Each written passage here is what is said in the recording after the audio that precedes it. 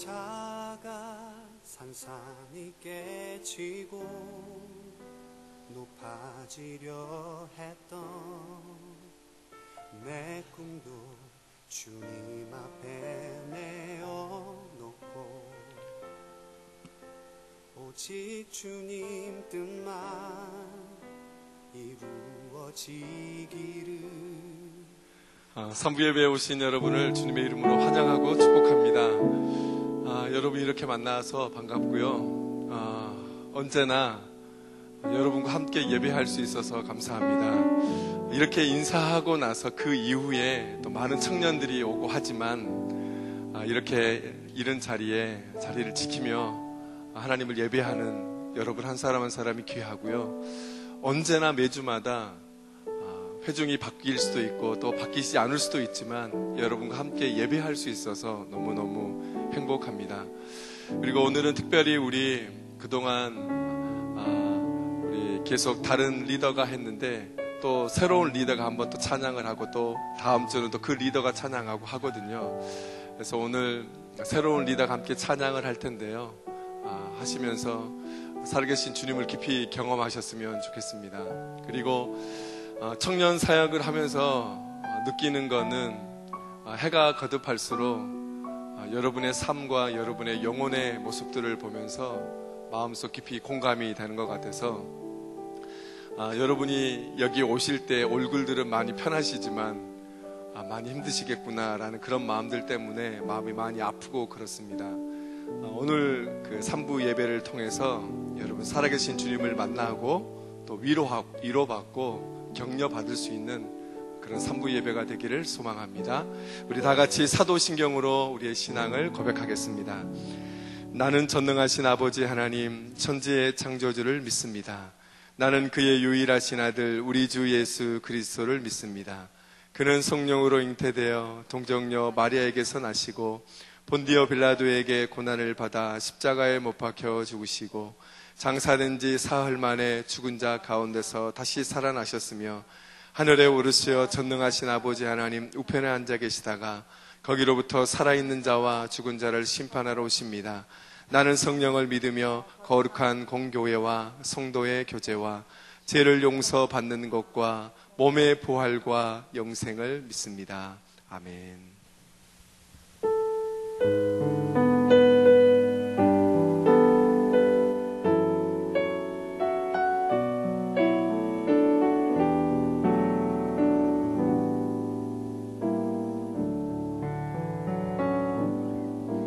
너 예수께 조용히 나가 내 모든 짐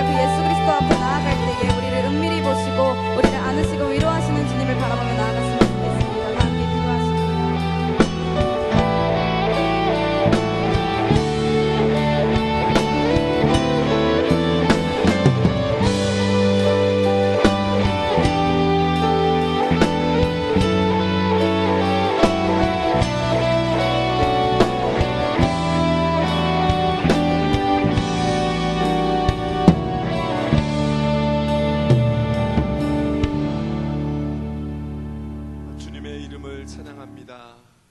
우리의 마음을 드리고 우리의 슬픔을 드리고 우리의 괴로움도 드리며 우리의 아픔까지 드리며 주님 앞으로 나아갑니다. 이 시간 받아주시고 우리 사랑하고 보배로운 우리 귀한 청년들을 위로하시고 격려하여 주옵소서. 예수님의 이름으로 기도합니다. 아멘. 네, 이 시간에 우리 다 함께 일어나셔서 십자가 앞에 나아갈 때 기쁨으로 찬양했으면 좋겠습니다.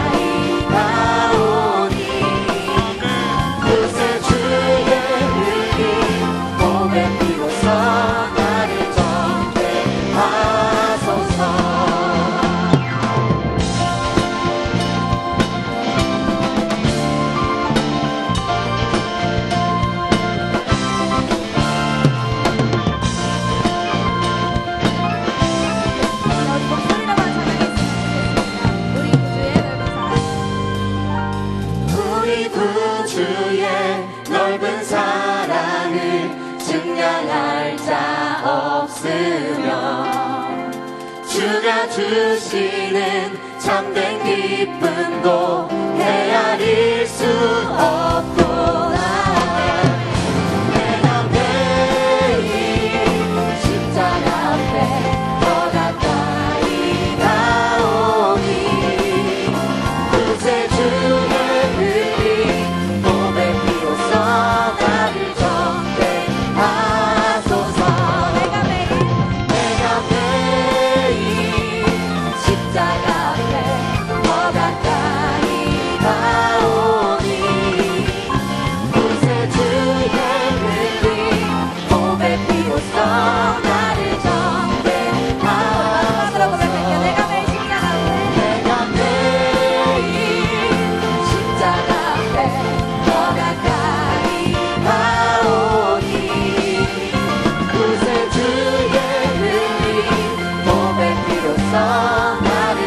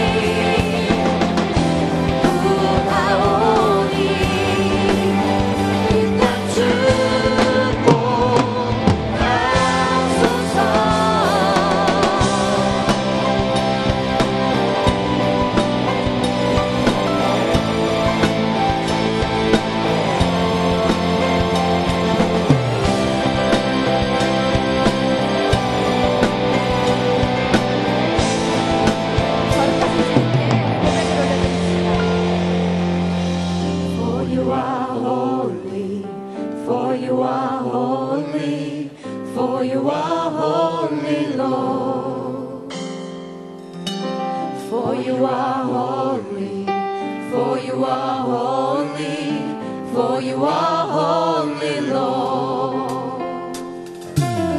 For you are holy, for you are holy, for you are holy, Lord.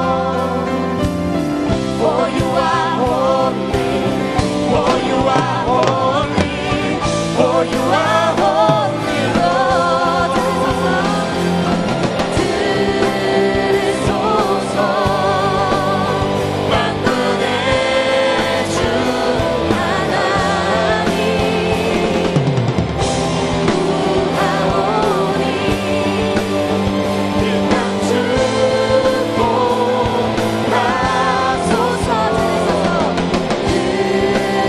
들으소서 만군의 주 하나님 구하오니 그 땅 축복하소서.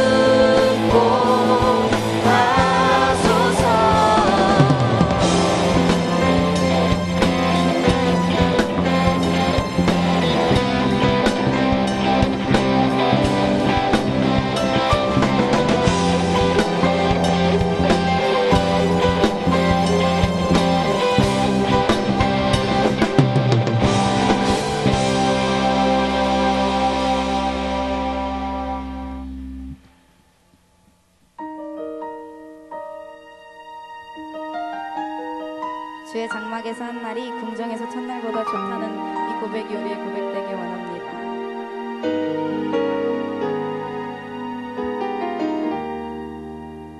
주의 장막에서 한 날이 궁정에서 첫날보다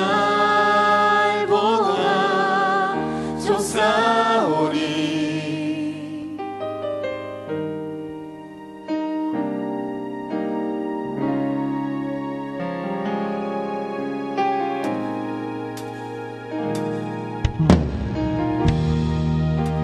주의 성산에서 한 날이 궁궐에서 첫날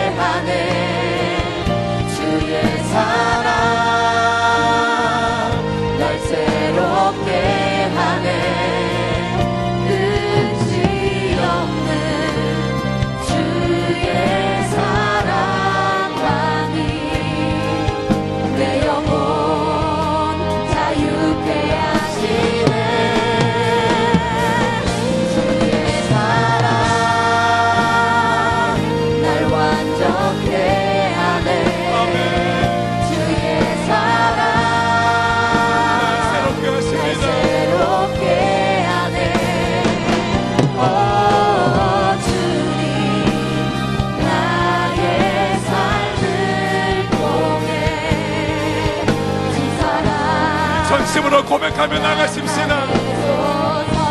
주의 사랑, 주의 사랑 날 완전케 하네. 주의 사랑 날 새롭게 하네. 끝이 없는 주의 사랑만이 내 영혼 자유케 하시네. 주의 사랑 날 완전케 하네. 주의 사랑 날 새롭게 하네. 오 주님 나의 삶을 통해 우리 다시 한번 전심으로 주님 앞에 나가십시다. 주님의 사랑만이 우리를 완전케 하십니다. 아멘. 주의 사랑 날 완전케 하네. 주의 사랑 날 새롭게 하네. 끝이 없는 주의 사랑만이 내 영혼 자유케 하시네. 내 영혼 자유케 하시네.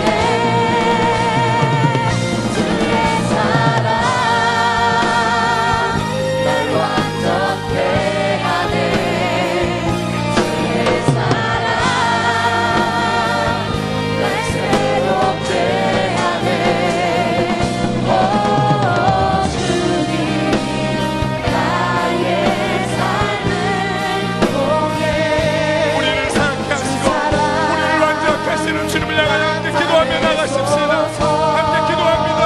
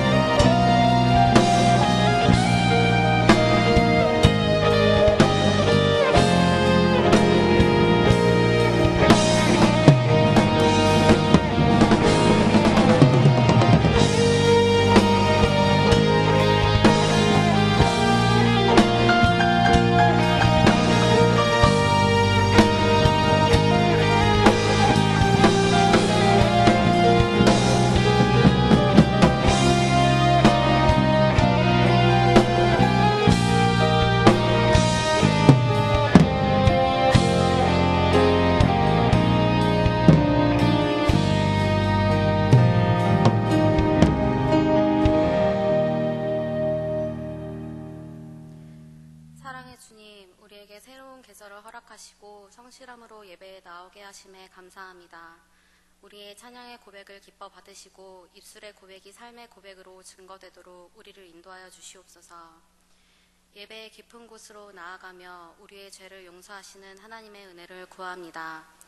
삶의 모든 순간에 주님의 인도하심이 아닌 나의 주인 되었던 것을 용서하시고 주님의 은혜를 따라 우리의 영혼이 더욱 깨끗게 되도록 주의 자비와 긍휼을 부어주시옵소서. 하나님의 주인됨을 인정하며 삶을 들여 순종하는 교회의 훈련과 사역이 있습니다. 잃어버린 영혼을 구원에 이루도록 힘쓰는 XE 전도폭발 훈련과 나를 지으신 하나님을 깊이 알아가는 양육의 과정을 통해 우리를 그리스도인으로 부르신 하나님의 부르심을 확인하게 하시고 일본 선교의 과정을 통해 일본에 대한 아버지의 마음을 알며 우리가 믿는 하나님이 열방의 주인인 것을 알게 하는 시간 되게 하여 주시옵소서. 하나님의 옷자락이 가득한 이 성전에 예배를 준비하는 손길들 있습니다. 성경적인 공동체를 만들기 위해 힘쓰는 싱크의 리더들과 강한일 목사님께 사랑을 더욱 부어주시고 하나님의 말씀을 대언하실 지영은 담임 목사님께 성령의 기름을 부어주시옵소서. 말씀으로 우리 각 사람의 마음을 감동케 하시고 변화된 삶을 통해 일하실 하나님의 일들을 기대합니다. 감사합니다. 예수님의 이름으로 기도드렸습니다. 아멘. 주기도문 하시겠습니다. 하늘에 계신 우리 아버지, 아버지의 이름을 거룩하게 하시며 아버지의 나라가 오게 하시며 아버지의 뜻이 하늘에서와 같이 땅에서도 이루어지게 하소서. 오늘 우리에게 일용할 양식을 주시고 우리가 우리에게 잘못한 사람을 용서하여 준 것 같이 우리 죄를 용서하여 주시고 우리를 시험에 빠지지 않게 하시고 악에서 구하소서. 나라와 권능과 영광이 영원히 아버지의 것입니다. 아멘.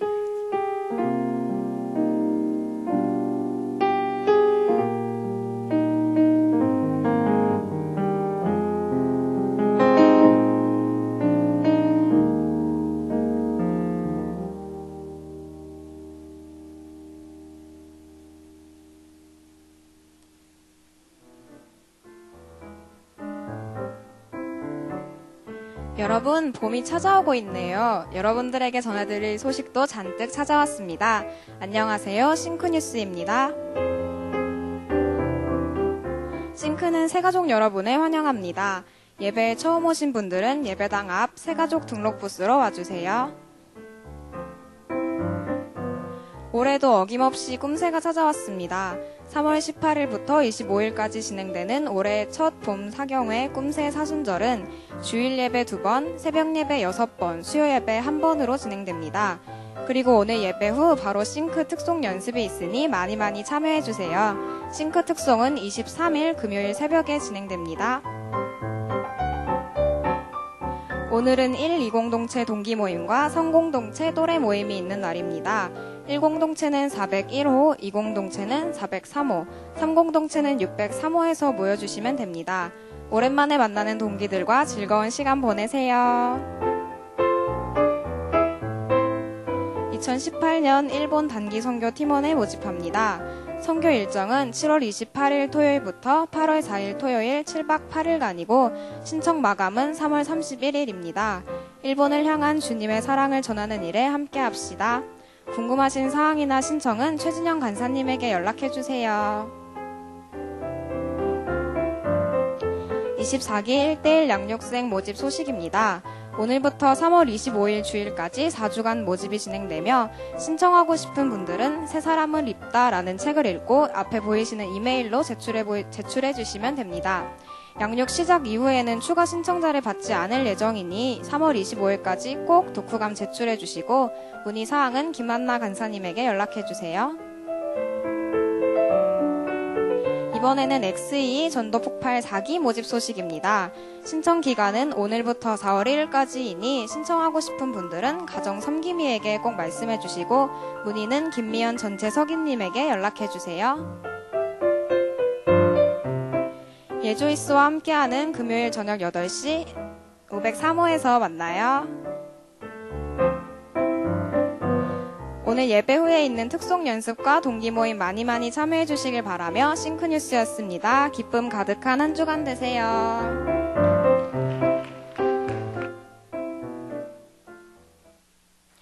오늘 우리에게 주신 하나님의 말씀은 말라기 4장 1절부터 6절까지 말씀입니다. 봉독하겠습니다. 만군의 여호와가 이르노라. 보라, 용광로 불같은 날이 이르리니 교만한 자와 악을 행하는 자는 지푸라기 같을 것이라. 그 이르는 날에 그들을 살라. 그 뿌리와 가지를 남기지 아니할 것이로되 내 이름을 경외하는 너희에게는 공의로운 해가 떠올라서 치료하는 광선을 비추리니 너희가 나가서 외양간에서 나온 송아지 같이 뛰리라. 또 너희가 악인을 밟을 것이니 그들이 내가 정한 날에 너희 발바닥 밑에 재와 같으리라. 만군의 여호와의 말이니라. 너희는 내가 호렙에서 온 이스라엘을 위하여 내 종 모세에게 명령한 법, 곧 율례와 법도를 기억하라. 보라, 여호와의 크고 두려운 날이 이르기 전에 내가 선지자 엘리야를 너희에게 보내리니 그가 아버지의 마음을 자녀에게로 돌이키게 하고 자녀들의 마음을 그들의 아버지에게로 돌이키게 하리라. 돌이키지 아니하면 두렵건대 내가 와서 저주로 그 땅을 칠까 하노라 하시니라. 아멘. 아멘. 잘 봉독해 주셨습니다. 그 주보 사이에 2018년 꿈이룸 암송 성경 구절이 있죠. 그래서 우리 교회에서 꿈송 이렇게 하죠. 꿈이룸 암송 성경 구절. 그리고 우리 교회에서 꿈새 그러죠. 보통 한국 교회에서 특별 새벽기도 그래서 특새라는 표현을 많이 쓰는데 우리는 주님이 주신 꿈을 이룬다. 꿈을 이루는 새벽 예배 그래서 꿈새라 그러죠. 올해 우리가 네 덩어리 성경 구절을 4년마다 반복하는데 이제 올해는 12구절이 산상설교에서 12구절입니다. 젊은 시절에 성경을 많이 암송하면 굉장히 좋습니다. 저 같은 경우는 군 생활할 때 성경을 굉장히 많이 암송했어요. 시편에서 뭐 1편, 23편, 또 100편, 121편, 727편, 128편 뭐 이런 한 장씩 이렇게 여러 개를 암송을 했고 또 구절도 많이 암송했는데 물론 그때 암송한 게 다 남아있지는 않지만 젊은 시절에 암송한 게 말씀이 평생 갑니다. 꿈이룸 성경 암송, 꿈송 젊은이들이 많이 또 열심을 내주시기를 바랍니다.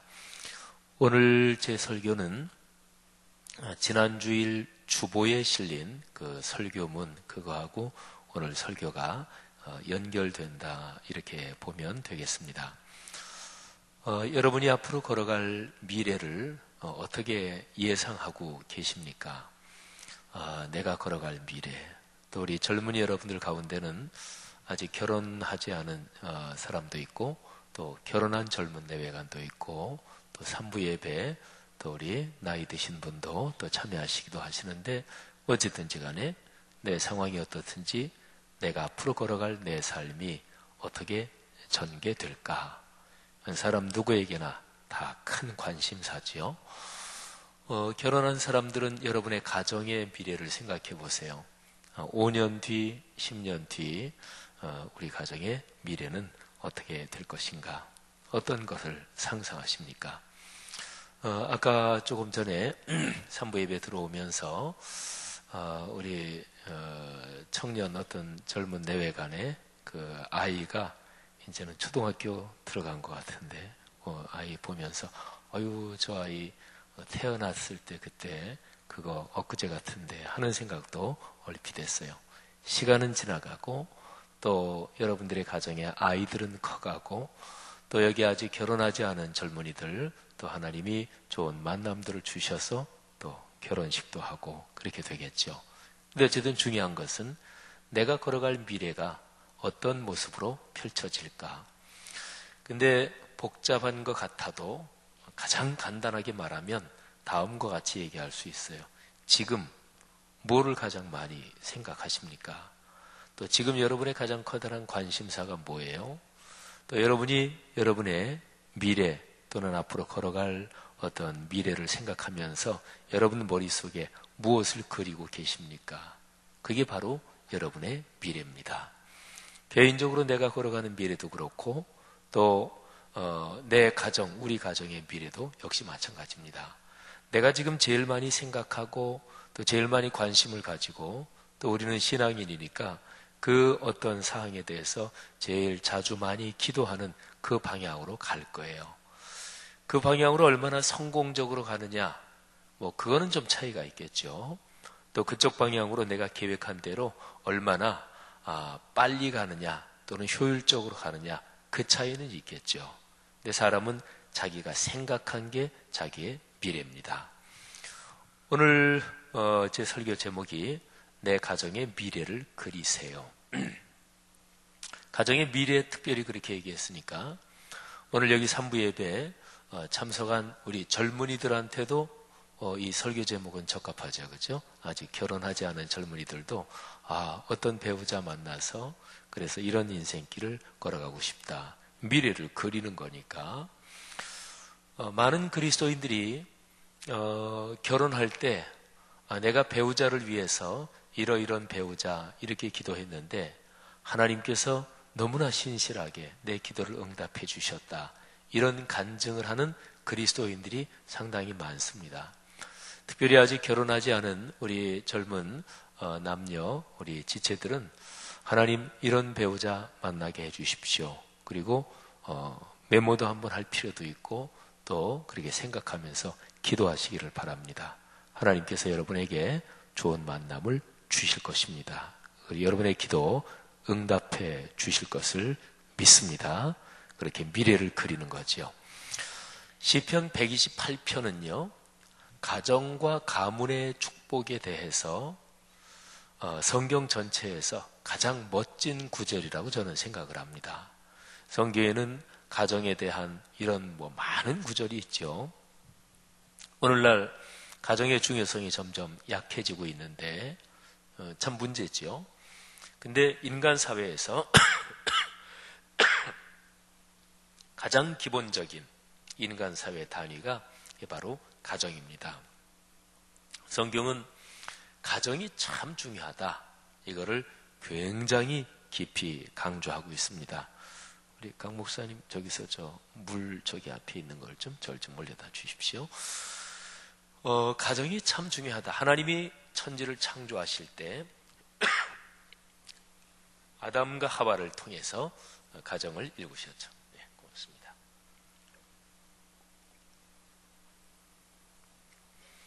오늘날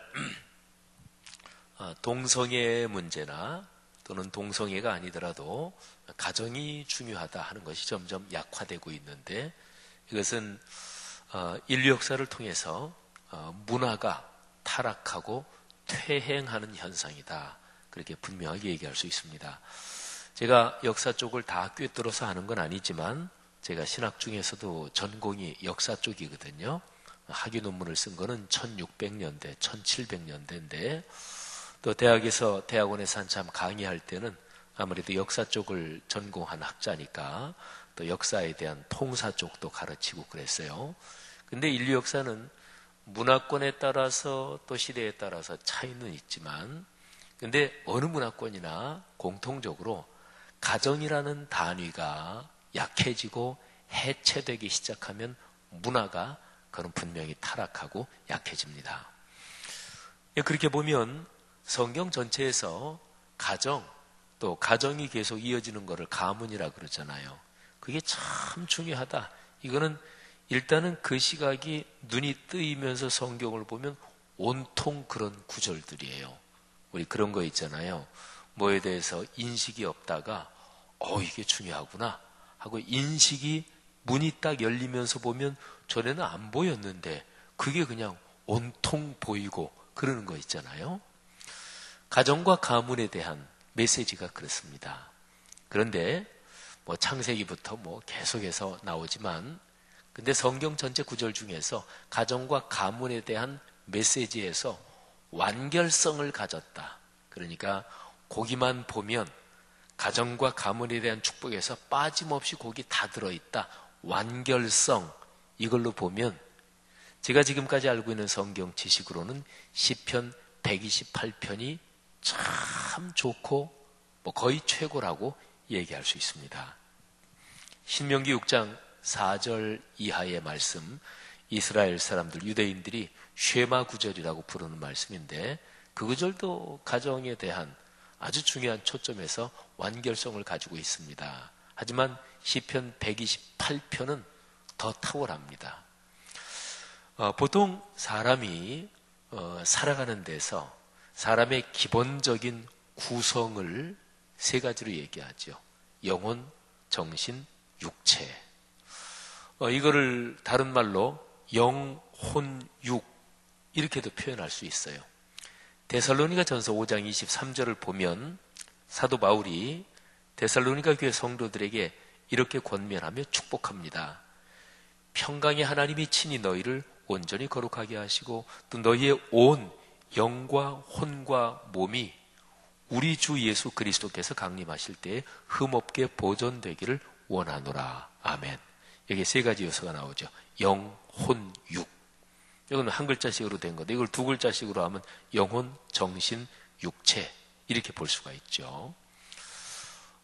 우리 이제 그리스도인들이 기도할 때 젊은이들이 기도하는 언어에서 좀 많이 쓰이는 단어가 있죠. 또 나이 든 세대가 기도할 때 많이 쓰이는 단어가 있고, 근데 한국교회 그리스도인들의 언어 표현에서 오래된 언어 표현이 있어요. 신혼신을 강건하게 해 주십시오 하는 표현이죠. 신혼신. 우리 그리스도인이 많이 쓰는 표현이면서 그 단어를 뜻을 잘 모르고 쓰는 표현들도 있어요. 그죠? 근데 신혼신. 이 단어 얘기하니까 금방 그리스도인들이 많이 쓰면서 뜻을 잘 모르고 또는 글자도 틀리게 머릿속에 기억하고 있는 것 가끔 있어요.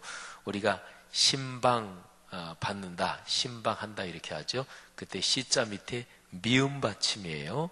어떤 분은 그거를 니은으로 생각하고 있더라고요. 신방하면 신랑 신부가 첫날을 보내는 방을 신방이라 그러죠. 근데 신방.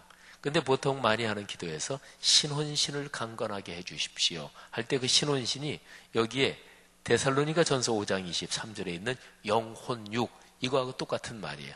앞에 처음에 있는 신자는 하나님 영적인 면을 뜻하는 신자고 가운데 있는 혼 이거는 데살로니가 전서 5장 23절에 있는 거하고 똑같은 거예요. 정신적인 영역을 말하는 거고 제일 뒤에 나오는 신자 이거는 몸 신자예요. 그러니까 영혼과 정신과 육신 사람의 기본 세 가지 구성 요소니까 강하게 해 주십시오. 그러면 사람이 전인적으로 강하게 된다는 거죠. 성경에서 말씀하는 하나님의 축복에서 아주 중요한 요소가 있어요. 지금 세 가지 요소를 얘기했는데 사람을 구성하는 전체 요소가 종합적으로 조화롭게 아름답게 된다. 이게 성경이 말하는 축복이에요. 성경에서 우리에게 말하는 가장 커다란 복은 거의 대부분이 조화로움하고 연관이 되어 있습니다. 어쨌든요, 이 세 가지 축복이 시편 128편에 가정과 연관해서 이 세 가지가 멋지게 나타나 있습니다. 자, 첫 번째로 시편 128편 2절에 보면 우리의 물질적인 또는 피지컬한 측면에서의 복이 거기 기록이 되어 있습니다. 내가 내 손이 수고한 대로 먹을 것이라. 이거는 얼른 우리 머릿속에 떠오르는 생각도 내 손이 수고한 대로 먹는다. 농경문화권이면 열심히 수고해가지고 곡물을 거두어 드린다. 또는 소출을 거두어 드린다. 그 생각이 나잖아요. 그렇죠? 그러니까 이거는 경제적인 축복을 말해요. 물질적인 면에서의 축복을 말합니다. 그러니까 영혼, 육 세 가지 중에서 피지컬한 측면의 축복을 얘기하죠. 그 다음에 두 번째 정신적인 측면의 복을 3절에서 얘기하고 있어요. 여러분 어떤 사람이 정신, 정서가 건강하다 또 정신과 정서가 이렇게 조화롭고 또는 덕스럽고 선하고 이런 것을 생각하면서 산다. 근데 정신적이고 정서적인 그 영역에서 제일 핵심되는 것은 인간관계입니다. 제 아무리 고상한 생각을 하고 제 아무리 덕스러운 어떤 정신을 참 좋은 방향으로 함양을 하고 기른다고 해도 인간관계가 엉망이다. 그러면 그건 모순이에요. 그러니까 정신적인 건강에서는 가장 핵심이 인간관계가 이게 아름다워야 되는 건데 그리고 인간관계들 중에서도 가족 간의 인간관계가 핵심입니다. 어떤 사람이 대외적으로 사회활동하면서는 그렇게 인간관계가 좋아. 그런데 집안에서 부모 자녀 간 또는 형제 간의 인간관계가 틀어졌다. 그는 인간관계의 가장 기본적인 기초가 안 돼 있는 거죠. 어쨌든 정신적인 면에서는 제일 중요한 게 인간관계인데 인간관계에서도 가족 간의 인간관계가 중심이고 토대입니다. 시편 128편 3절에 보면 가족의 모습을 아주 그림처럼 표현하는데 한번 들어보세요. 내 집 안방에 있는 내 아내는 결실한 포도나무 같으며 내 식탁에 둘러앉은 자식들은 어린 감람나무 같으리로다. 아멘. 비유적으로 얘기했잖아요. 그죠? 포도나무, 그것도 결실한 포도나무. 포도송이가 주렁주렁 알알이 박힌 포도송이가 달려있는 포도나무를 상상해 보세요. 그리고 어린 감람나무 같다.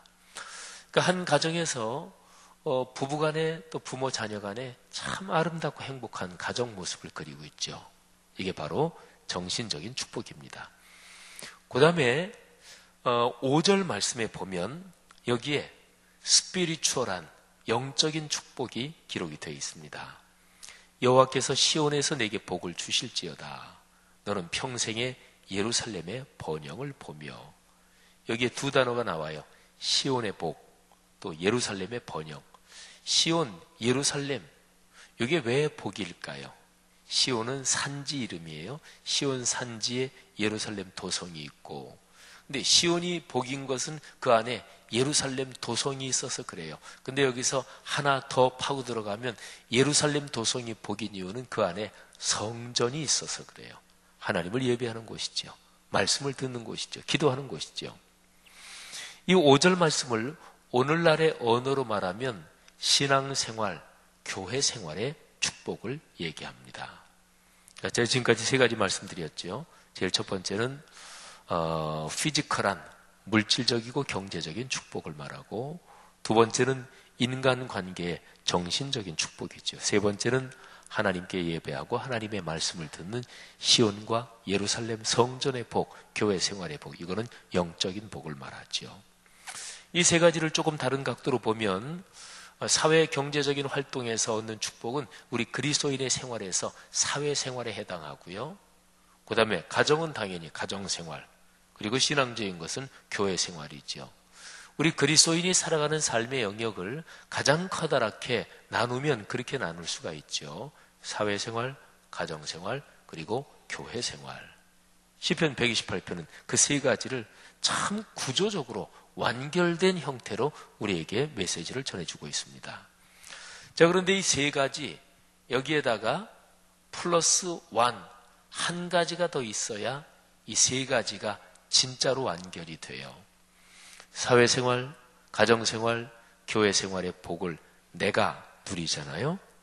근데 내가 지금 누리는 이 복이 시간의 흐름을 따라 이어져야 돼요.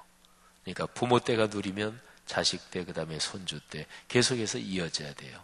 그러니까 내 가정에서 내가 누리는 복이 가문의 복이 돼야 된다, 이런 얘기죠. 성경에서 복을 말씀할 때는 언제나 그 복이 시간의 종축, 이 시간의 종축을 따라 이어지는, 그러니까 가문 대대로 이어지는 복을 말씀하고 있습니다. 아주 극히 예외적인 경우도 있긴 해요. 그런데 기본적으로 성경에서 말씀하는 복은 시간의 흐름을 따라 이어지는 그 복을 얘기합니다. 그래서 그 시간의 흐름을 따라 이어지는 복이 시편 128편에는 6절에 나와 있어요. 내 자식의 자식을 볼지어다. 이게 바로 이제 그거예요. 자식의 자식을 본다. 그러니까 대를 이어가면서 복이 된다, 그런 얘기죠. 여러분, 제가 지금까지 설명드린 시편 128편에 나오는 가정과 가문의 복, 그러니까 3+1 이렇게 되는 거죠. 그러니까 물질적인 축복, 정신적인 축복, 영적인 축복. 영역으로 말하면 사회생활, 그리고 가정생활, 교회생활. 완벽하잖아요. 그죠? 그런데 여기에 이 복이 가문을 이어서 세대 전승이 되면서 계속 이어진다. 이게 이제 성경이 말하는 가정 가문의 아주 아름다운 축복이에요. 3+1이니까 근데 그 종류로 말하면 4가지죠. 근데 맨 뒤에 한 가지는 이 3가지를 다 한꺼번에 포괄하면서 가문으로 이어지게 하는 것입니다. 자, 여기에서 시편 128편은 이 3+1, 이 복이 어떻게 하면 실제적으로 내 삶에 작동이 되느냐, 그 방법론까지 얘기하고 있어요. 음악을 들으면 주선율이 있죠. 그죠? 주선율 또는 후렴구처럼 반복되는 그런 게 있죠. 메인 테마. 시편 128편의 메인 테마가 1절과 4절에 있습니다. 들어보시죠. 1절, 여호와를 경외하며 그의 길을 걷는 자마다 복이 있도다. 여기 여호와를 경외한다는 얘기가 나오죠. 4절도 그 표현이 다시 반복됩니다. 여호와를 경외하는 자는 이같이 복을 얻으리로다. 여러분, 누가 복을 받아요? 여기에 복에 대한 얘기가 나오는데 이거는 3+1이에요. 근데 이 복을 누가 받느냐? 여호와를 경외하는 사람이 이 복을 받아요. 자, 그러면 경외의 뜻을 알아봐야 되겠죠. 이게 중요하잖아요. 여호와를 경외하는 사람이 이 복을 받는다 그랬으니까 어떻게 하는 게 경외하는 거지? 이게 중요하잖아요. 그죠? 사람으로 한번 비유해 보십시다. 여러분이 존경하는 사람을 머리에 한번 떠올려 보세요. 뭐 부모님도 존경하기도 하고 또 선생님도 좋고 누구든지 하여튼 여러분이 존경하는 어떤 선배도 좋고. 근데 여러분이 어느 찻집에서 차를 마시고 있는데 여러분이 존경하는 사람이 거기 이렇게 들어오시는 거예요. 그러면 그냥 앉아 있는 채로 그냥 안녕하세요 이렇게 인사하지 않겠죠, 그죠? 내가 존경하는 분이니까 존경하는 사람에 대해서는 예의를 갖추는 거죠. 그건 내가 꼭 그렇게 예의를 갖춰야 된다 의무감에서가 아니라 내가 기쁨으로 자발적으로 그러는 거잖아요. 존경하니까. 그러면 그분이 들어오면 얼른 자리에서 일어나겠죠, 그죠? 일어나서 안녕하세요 인사할 거 아니겠어요, 그죠? 만일에 그분이 우리 집에 오신다 그러면 제일 좋은 거를 내드리고 차도 참 좋은 거 접대하고 그분이 좋아하시는 음식 접대하고 이러는 거잖아요. 왜? 존경하니까. 근데 사람은 이제 내가 누구를 존경한다 그러면 지금 제가 말씀드린 것처럼 이게 그림이 금방 떠오르잖아요.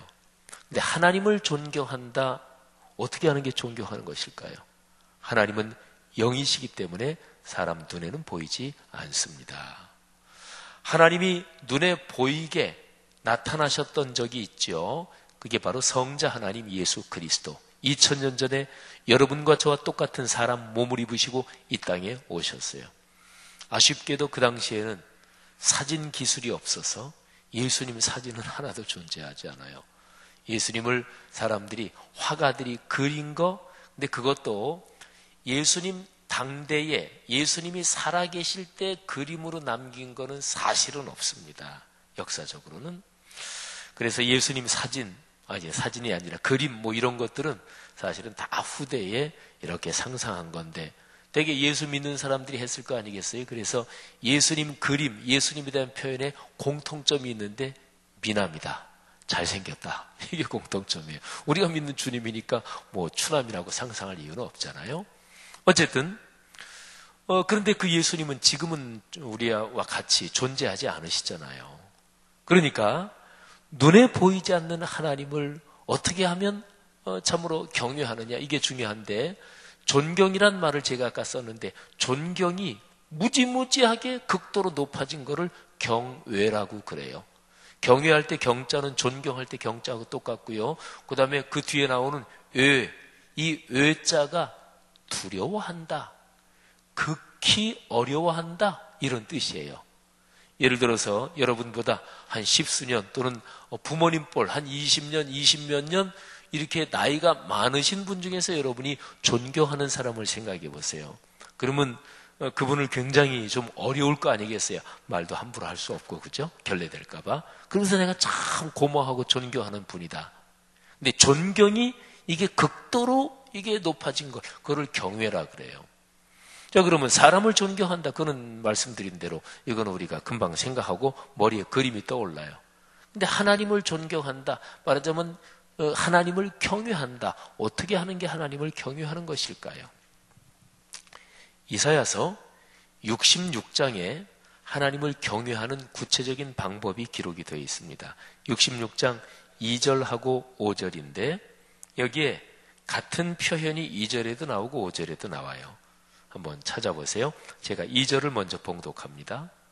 나 여호와가 말하노라, 내 손이 이 모든 것을 지었으므로 그들이 생겼느니라. 그러니까 하나님이 창조의 주님이시다, 그런 얘기죠. 무릇 마음이 가난하고 심령에 통회하며 내 말을 듣고 떠는 자, 그 사람은 내가 돌보려니와. 자, 이게 2절이에요. 하나님이 누구를 돌보시고 누구를 아끼시고 누구를 사랑하신다고요? 하나님의 말씀을 듣고 떠는 자 하는 거죠. 그 다음에 5절 말씀이 읽습니다. 여호와의 말씀으로 말미암아 떠는 자들아 그의 말씀을 들을지어다. 5절에도 반복되는 표현이 있죠. 하나님의 말씀 때문에 떤다. 여기서 떤다는 얘기는 공포와 두려움에 떤다는 얘기가 아니겠죠. 이게 바로 경외한다는 얘기예요. 내가 누구를 진정으로 존경하면 또는 사랑하면 또는 아끼면 그 사람이 하는 얘기를 격귀로 흘려듣지 않습니다. 여기에 젊은이들, 여러분들 아주 이쁜 조카가 있다고 생각해 보세요. 근데 조카가 어느 날 이모 또는 고모 나 뭐 좋아하는데 그러면은 걔가 너무 이쁘면은 그 조카가 한 얘기 그거 생각하고 기억해뒀다가 그거 사줄 거 아니겠어요, 그죠? 그러니까 내가 누구를 사랑한다, 누구를 존경한다. 그러면 거기에서 나타난 현상 중에서 가장 대표적이고 중요한 것이 그 대상이 한 말을 절대로 흘려듣지 않습니다. 그죠? 서로 사랑하는 사이면 그러면 달 따다 달라 그러면 달도 따다 주잖아요, 그죠? 그리고 저 절벽 아래 나 저 꽃 갖고 싶은데 그러면 그 따로 내려가다가 떨어져 죽기도 하고 그러잖아요, 그죠? 말을 흘려듣지 않는 거예요. 그러니까 하나님을 존경한다. 하나님은 존경에서 가장 높은 거니까 경외라 그러죠. 하나님을 경외하는 구체적인 현상이 무엇입니까? 하나님의 말씀을 경청하는 거예요. 주의 깊게 듣고 새겨 듣고 마음에 새기고 그리고서 그 말씀대로 사는 거예요. 이게 바로 이사야 66장 2절과 5절에 기록된 그 뜻이에요. 하나님의 말씀 때문에 떠는 자. 이게 하나님 경외하는 가장 근본입니다.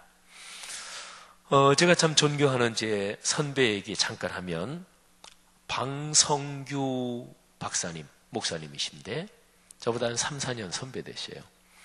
근데 그분이 미국의 에모리 대학교에서 PhD 박사학위를 받으셨어요. 혹시 미국의 대학들 혹시 잘 모르시는 분 계시죠? 에모리 대학은 미국에서 탑 클래스입니다. 보통 우리가 많이 아는 게 하버드, 예일, 프린스턴 그러죠. 근데 에모리 대학교 거기에 또 같은 급이라고 보시면 돼요. 탑 클래스인 대학이죠. 거기에서 교회사를 전공해서 박사학위를 받으신 분이에요. 우리 신학에도 이렇게 그 갈래가 여러 가지가 있어요. 교회사도 있고 조직신학도 쭉 있는데 그 중에서 교회사가 박사학위를 받기가 좀 더 어렵습니다. 그럼 강 목사님이 좀 섭섭하겠네. 강 목사님은 조직신학을 전공하셨는데 근데 교회사, 제가 교회사를 전공했어요. 근데 교회사가 다 그런 게 아니고 교회사 중에서 고대 쪽이 박사학위 받기가 힘들어요. 저는 근데 고대는 아니에요. 저는 근대예요. 1600년대, 1700년대니까. 근데 고대가 왜 힘드냐면 고대 쪽을 하려면 기본적으로 헬라어도 해야 되고 라틴어도 두 개를 다 해야 될 경우가 많아요. 이제 독일에서 박사학위 하면 기본적으로 그 언어는 다 하는데 근데 고대 쪽으로 논문을 쓰려면 헬라어, 라틴어를 굉장히 많이 해야 될 경우가 있고요. 그 다음에 불어를 꼭 해야 돼요, 또. 왜냐하면 프랑스 학자들이 고대를 많이 연구해 놨거든요. 또 불어까지 해야 돼요. 그러니까 고대에서 학위 받기가 힘들어요. 근데 그 방성규 선배님, 그분이 미국 에모리 대학교에서 사막 교부들에 대해서 논문을 쓰신 분이에요. 근데 사막 교부들이 누구냐? 3세기, 200년 됐죠. 그때에 저 이집트의 사막 또는 산이나 광야 이런 데서 기도하면서 또 주님의 뜻을 묵상하고 그렇게 신앙인으로 살아간 분들을 사막 교부들이라 그래요. 교부하면은 교회의 아버지요, 교회의 스승이다 그런 얘기잖아요. 우리 기독교에 여러 갈래가 있어요. 우리 기독교 또 그다음에 기독교 안에도 여러 교파가 있고 또 앵글리칸 처치 영국 성공회도 있고 또 크게 보면 동방교회 또 카톨릭도 있고 또 이집트에 가끔 뉴스가 나죠. 콥틱 기독교가 박해를 받는다. 이슬람에서 공격당한다 그러죠. 콥틱 기독교가 초대교회 때부터 내려오는 이집트 쪽의 그 기독교예요. 우리 귀한 형제들이죠. 근데 제가 지금 말씀드린 어느 갈래든지 막론하고 300년대 그 사막 교부들 하면 모든 기독교 갈래의 뿌리요 선생님들이에요. 그분들이. 근데 그 방성규 박사님이 에모리 대학교에서 논문을 쓸 때 주제가 사막 교부들 그분들이 가졌던 신앙의 핵심이 뭐냐? 이게 논문 주제였어요.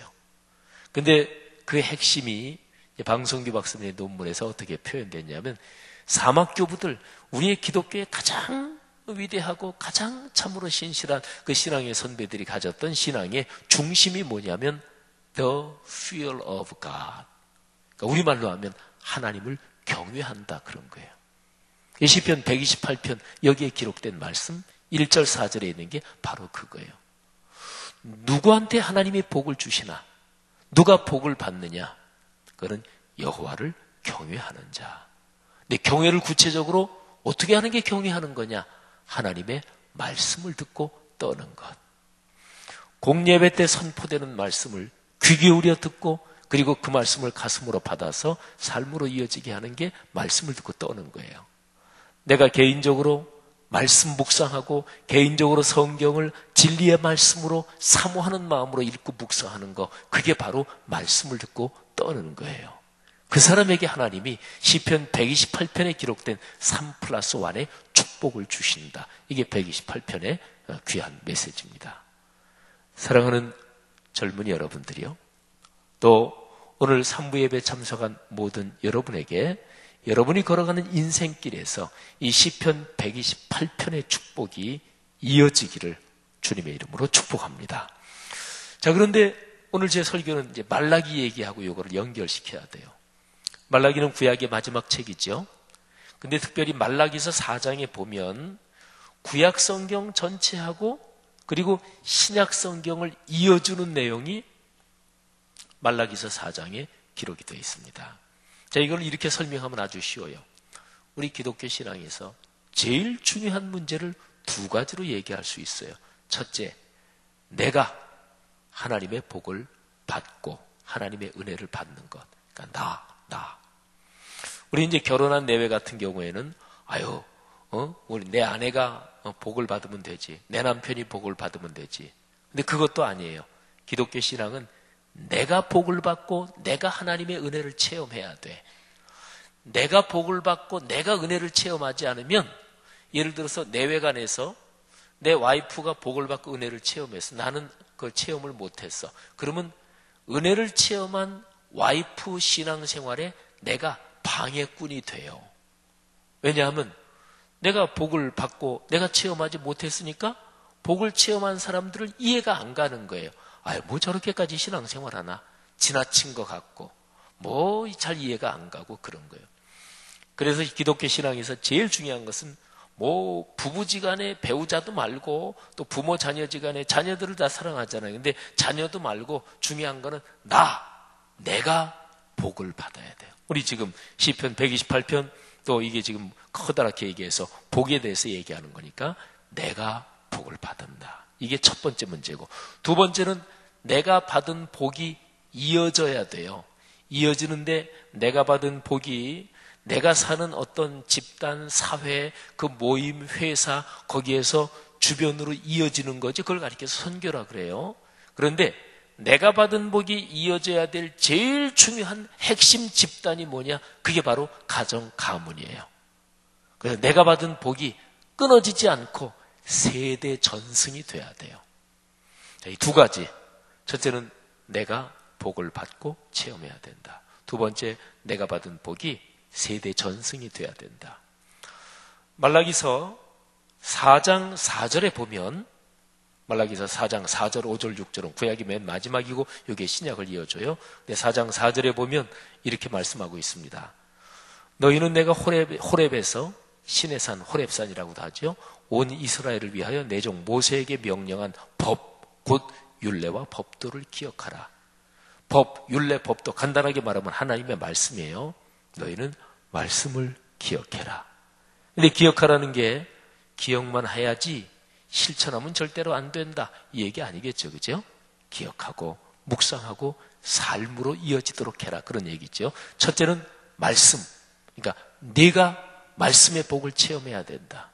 내가 하나님 경외의 복이 뭔지 그거를 내가 순종함으로 체험해야 된다, 이런 얘기죠.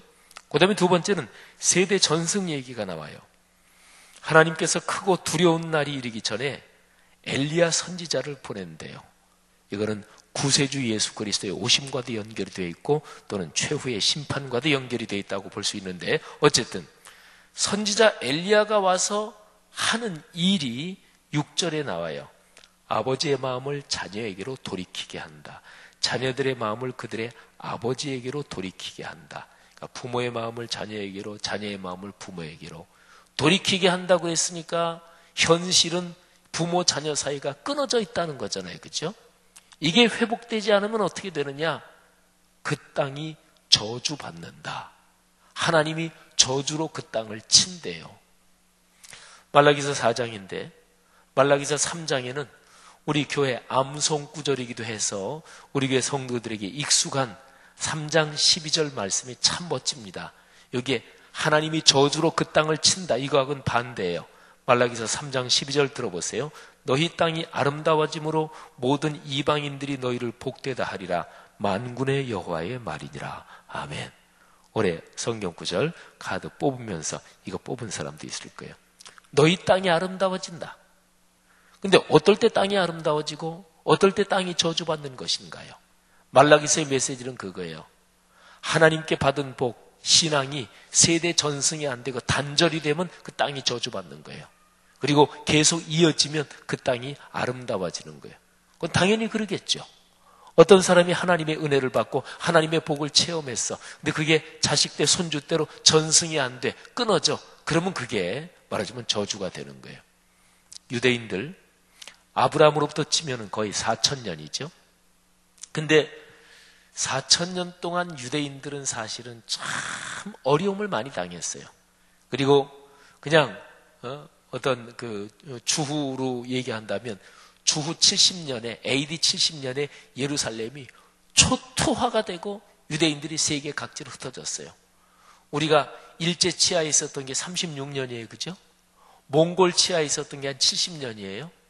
그래서 몽골 치하는 그런 고려 시대니까 우리가 잘 모르는데 우리 피가 우리 대한민국이 무슨 뭐 단일 민족 그건 허구입니다. 몽골 쪽 사람들하고도 무지무지하게 많이 섞였고 뭐 등등. 어쨌든 근데 일제 치하 36년 그게 무지무지하게 영향이 많잖아요. 근데 이 유대인들은 1800년이 넘게 나라 없이 세계를 떠돌았어요. 그런데도 유대인의 신앙의 정통성, 유대인의 가정은 허물어지지 않았어요. 이유가 뭘까요? 이유가 바로 부모에게서 자녀에게로 또 그 자녀가 부모가 돼서 그 자녀에게로 이 신앙 전승이 끊어지지 않았기 때문에 그래요. 이 신앙 전승이 끊어지지 않은 제일 핵심은 바로 안식일을 중심한 하나님의 신앙, 말씀의 신앙이 있었어요. 자, 여러분. 이게 바로 오늘 제 설교의 메시지입니다. 오늘 이 설교의 메시지를 통해 여러분에게 이렇게 권면하고 싶어요. 사랑하는 여러분들이요. 여러분이 내가 하나님의 복을 받아야 돼요. 그런 축복이 있기를 바랍니다. 그리고 두 번째로는 그 복이 세대 전승이 돼야 돼요. 여기에 승부를 걸어야 돼요. 여기에 결혼한 내외간들은 그렇지. 내 아이에게 이 복이 흘러가야지. 그거 당연히 깊이 생각하겠고 또 아직 결혼하지 않은 우리 젊은 지체들은 여러분들이 결혼해서 가정을 꾸릴 때 제일 중요한 게 여러분이 먼저 복을 받고 그 다음에 그 받은 복이 자녀에게로 세대 전승이 이루어져야 돼요. 그게 바로 가정과 가문의 미래가 돼야 되는 거죠. 하나님께서 우리 젊은이들에게 가정과 가문에 대한 그런 비전 또는 그런 그림을 주시기를 바랍니다. 그리고 그림을 붙잡아야 돼요. 그리고 기도해야 됩니다. 그런 축복이 우리 교회 젊은이들 공동체에 넘치기를 바랍니다. 기도하겠습니다. 이 시간에 들은 말씀을 붙잡고 하나님 앞에 간절히 기도하는 시간을 갖겠습니다. 많이들 뉴스를 통해서 알잖아요. 동성애 이게 얼마나 한국 교회를 강하게 공격해 들어오는지 모릅니다. 뭐 교회뿐이겠어요. 한국의 일반 사회도 마찬가지고 또는 동성애가 아니더라도 가정이 해체되고 그리고 가정의 중요성이 점점 약해지고 있는 그런 쉽지 않은 시대를 우리가 살고 있습니다. 사랑하는 젊은이 여러분, 사랑하는 그리스도인들이요. 성경 말씀의 진리의 가치를 어떻게 지키고 살아야 될까요? 가장 중요한 것은 내가 먼저 하나님이 주시는 복, 그 은혜를 체험하는 거예요. 그리고 두 번째, 그게 나 혼자서 그쳐서는 안 돼요. 확산이 돼야 돼요. 나부터 시작해서 퍼져나가야 되는 거죠. 근데 제일 중요한 거는 바로 세대 전승입니다. 이거 안 되면 그야말로 인생이 하나님의 복을 체험했다. 이렇게 얘기할 수가 없는 거죠. 이 두 가지 오늘 메시지의 주제를 붙잡고 기도하되, 하나님, 우리 말씀삼 공동체 성락성결교회, 그리고 우리 젊은이 공동체 싱크가 이 위대한 주님이 주신 이 축복을 넉넉하게 받아 누리게 하옵소서. 하나님, 이 기독교 메시지의 가치를 오늘날 세상에 전하는 우리 싱크 공동체, 그리고 말씀삼 공동체 되게 하옵소서. 다 같이 통성으로 기도하겠습니다. 하나님 아버지, 은혜를 진심으로 감사합니다. 하나님께서 우리를 통해 역사하시고 우리를 통해 드러내시는 하나님의 귀한 감사합니다. 메시지가 우리의 삶으로 이어지도록 축복해 주시기를 기도하며 나아갑니다. 하나님, 우리 사랑하는 싱크 공동체가 하나님을 경외하는 공동체로 온전히 세워주시기를 간절히 소망합니다. 하나님 말씀 앞에 두려움을 가지고 떨며 하나님의 말씀 앞에 떠는 싱크 공동체가 되게 하여 주시고, 하나님의 말씀을 먼저, 하나님의 은혜를 먼저 누리는 공동체가 되게 하셔서 우리 공동체가 체험하고 누리는 그 하나님의 은혜가 우리의 삶 가운데, 우리의 가정 가운데, 다음 세대 가운데 전승되는, 그리고 흘러보내는 공동체가 될 수 있도록 하나님 도우시고 인도하여 주옵소서. 저희가 하나님의 말씀을 듣고 다시 한번 결단하며 나아갑니다.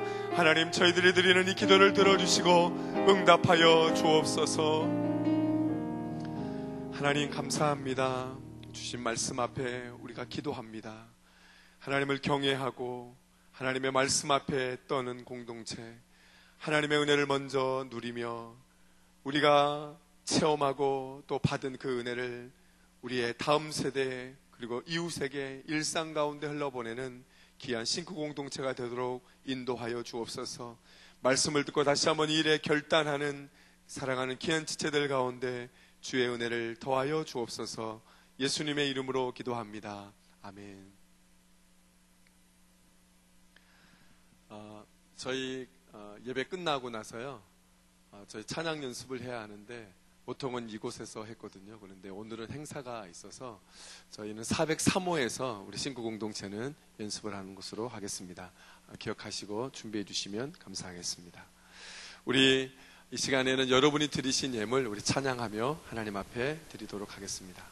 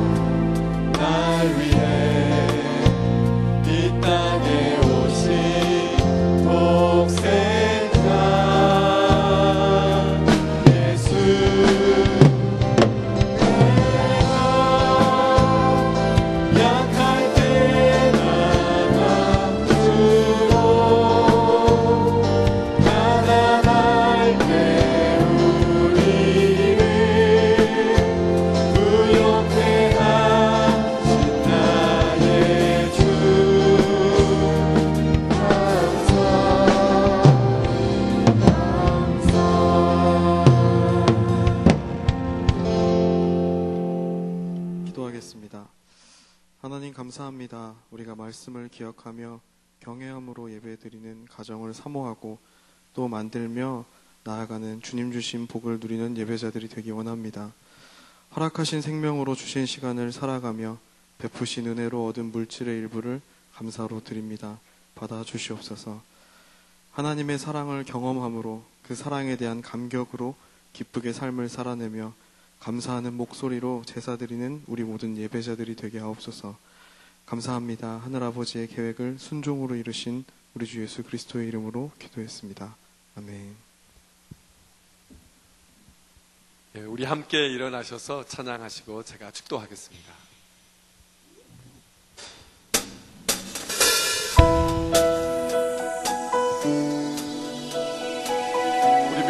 함께 고백하십시다.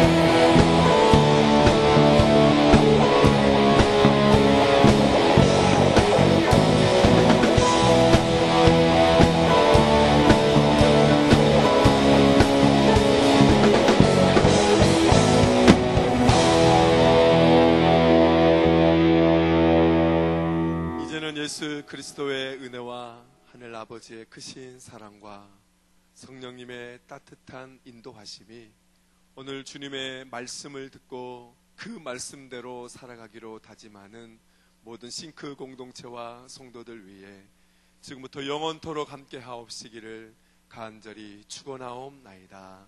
아멘.